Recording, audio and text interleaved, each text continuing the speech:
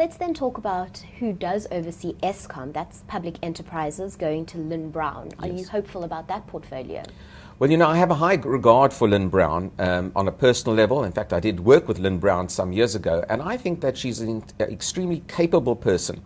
And I must say, I would rather see those particular huge parastatals under her management, so to speak, than perhaps under some other notable politicians. So on that basis, I think her appointment is one of the more positive within this current reshuffle.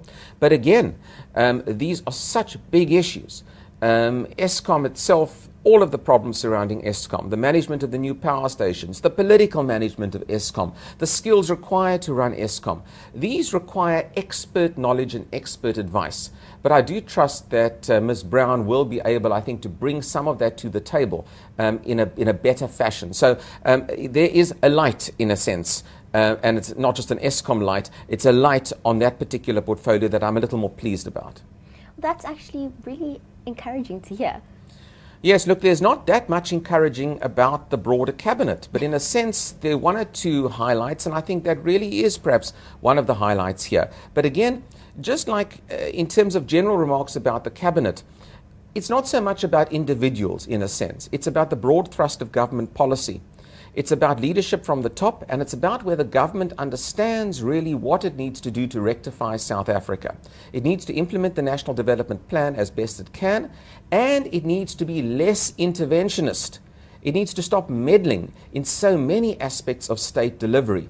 And unless we get our head around that aspect, if we are going to be a meddling nanny state where we increase the bureaucracies and inefficiencies accordingly, then frankly it doesn't matter who heads up these portfolios. We need a sentiment shift in South Africa, and unfortunately what we have seen in recent times has been government being more heavy-handed with its control and intervention in the economy and in the way it runs its business. Often when I'm asked to analyze whether an individual is good or bad for a portfolio, I think it really is the broad thrust of economic policy, political and economic policy, that needs to be addressed. And I think individuals will fall in line with this. Now, if this means that we now have a deputy president in Cyril Ramaphosa, who is going to crack the National Development Plan whip, so to speak, and get the various departments to synergize around implementing the National Development Plan, then even ministers that I'm a little bit skeptical of right now may well perform better than expected. I've never seen a cabinet appointment or reshuffle in South Africa in the post-1994 period being met with such a level of skepticism. So, indeed, surprises and welcome surprises may be the order of the day, given the low levels of expectation that we have at the moment.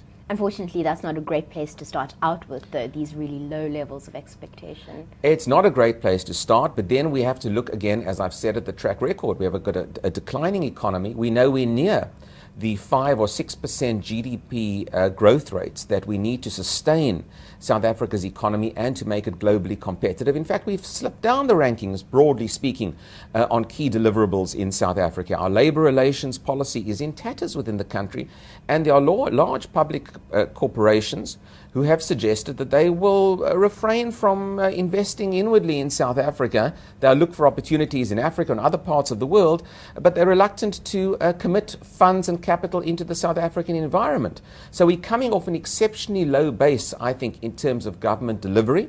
And on the basis of that, one has to assume that government, well aware of these issues, government absolutely understand that it cannot continue to preside over a level of economic decline and delivery inefficiencies, and that the ship has to be turned around at some point.